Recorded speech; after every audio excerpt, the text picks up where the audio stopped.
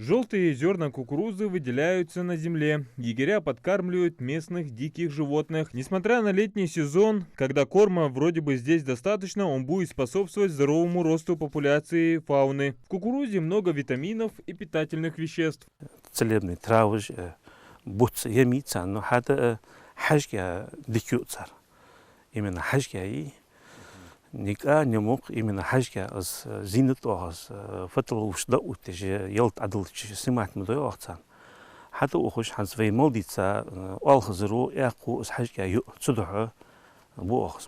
Скоро на прикормку набегут белки, зайцы, кабаны и косули. Рядом место купания кабанов. Сюда же животные приходят на водопой. По оставленным следам видно, что фауна здесь богатая. Уже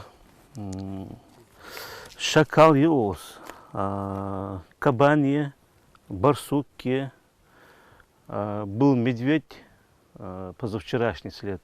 Так как в вендырских лесах нет рек и водоемов, охотоведам приходится часто заливать водой место купания кабанов. Вот и сейчас с собой привезли полные баки. Как заявляют егеря, этого будет достаточно на несколько дней. Перед уходом установили фотоловушку. Нам по нашей работе это нам необходимо. Мы должны знать, что происходит в живом мире нашего леса. А вот кадры фотоловушек. На водопой приходят барсуки, медведи, лисы, дикие коты. В общем, все обитатели этих лесов. Территория Назрановского лесничества достигает 25 гектаров. Сегодня здесь насчитывают около 40 голов кабанов, 70 косулей и около 100 зайцев. Если кабанов достаточно, то остальных особей в лесу очень мало. Правда, их популяция с каждым днем растет. Многолетняя борьба с браконьерами принесла плоды. Помимо этого, каждый год егеря выходят на обстрел диких зверей, таких как шакалов и волков. А в прошлом году, благодаря сбору средств стрелкового общества и проекта «Безликий», в лес выпустили 600 особей фазанов. Охотники ж бояхаш ба ваймехкар нахак, ал охотники ж бийцы тупыш лилеш бош нахак. Иш фазаны жуамии, иш фазаны же наха ахчгулу да дел шидох ваймех халш ба айкыш яна дахицаиш.